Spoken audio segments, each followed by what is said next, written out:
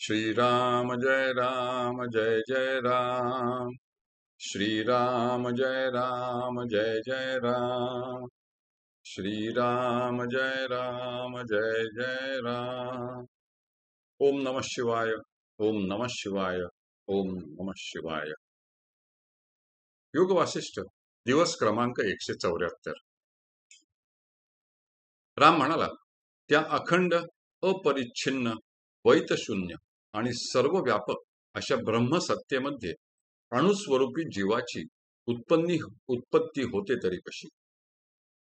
वशिष्ठ म्हणाले, सर्व व्यापी आनंदरूपी व निर्मल अशा ब्रह्मामध्ये द्वैताचा भास निर्माण होतो.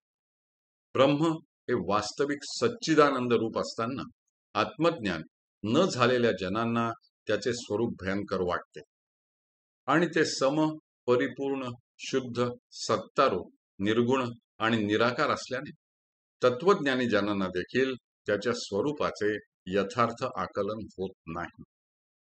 अशा त्या ब्रह्मामध्ये अहम वृत्तीरूपी जे स्पंदन भासते त्यालाच जीव म्हणतात.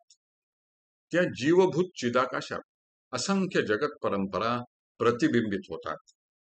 वारा वाहत नसताना ज्याप्रमाणे समुद्रात स्वाभाविक हालचाल होत असते किंवा निर्वात प्रदेशामध्ये दिव्याच्या ज्योतीचे स्वाभाविक स्फुरण होत असते, त्याप्रमाणे ब्रह्माचे जे स्वाभाविक स्फुरण होते त्याला जीव म्हणतात.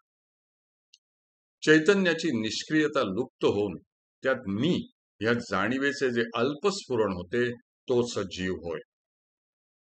वायूचे चलन, अग्नीची उष्णता किंवा पाण्याची शीतलता जशी असते त्याप्रमाणे चिदात्म्याचे हे जीव पण असते.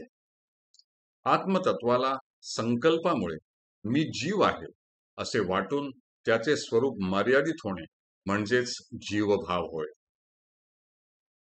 मर्यादितपणाची ही भावना दृढ झाली म्हणजे जीवाच्या ठिकाणी अहंकार उत्पन्न होतो. एखाद्या अग्निकणाला इंधन मिळाल्यावर तो जसा अधिक प्रकाशू लागतो किंवा दृष्टीची गती आकाशात कुंठित झाल्यावर त्या ठिकाणी जसा नीलवर्ण भासमान होऊ लागतो, त्याप्रमाणे अहमवृत्ती शून्य जीवात्म्याच्या ठिकाणी अल्पत्वाच्या भावनेमुळे अहंकार दृढ होतो.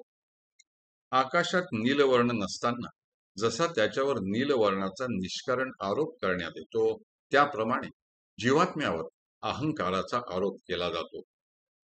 वायूच्या स्पंदाप्रमाणे अहंकाराचे हे स्फुरण जीवात्म्यामध्ये झाले म्हणजे तो देशकालांनी बाधित होऊन देहांच्या अनेक आकृती धारण करतो.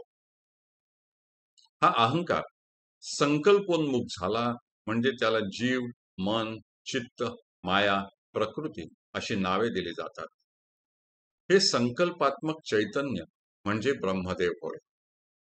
ब्रह्मदेवच भूत तन्मात्रांची कल्पना करून स्वतःच जड रूपाने भासणाऱ्या प्रपंचतेला प्राप्त होतो. तन्मात्रांचे पंचीकरण झाल्यानंतर समष्टी चित्त म्हणजे हिरण्यगर्भ संकल्पाने अणुस्वरूपी बनून तेजक कणरूपी हिरण्यांडाची प्रकृती होतो. ज्याप्रमाणे बीज आपल्या परिस्पंदाच्या योगाने अंकुराचे रूप धारण करते, त्याप्रमाणे समष्टी चित्त तन्मात्र कल्पनेमुळे परिणत होते. एखादा तेजक कण मी विराट आहे अशा भावनेमुळे समष्टी विराट भावाने संपन्न होतो. एखादा तेजक कण मी व्यष्टी जीवाचा स्थूल देह आहे अशा कल्पनेने स्थूल देह बनतो. एखादा तेजक कण अशाच संकल्पाने ब्रह्मदेव बनतो तर एखादा इंद्र होतो. जो क्रम देवांच्या ठिकाणी अहंभाव ठेवणाऱ्या तेजक कणांचा, तोच क्रम स्थावर जंगमात्मक वस्तूंच्या ठिकाणी अहंभाव ठेवणाऱ्या इतर तेजक कणांचा असतो.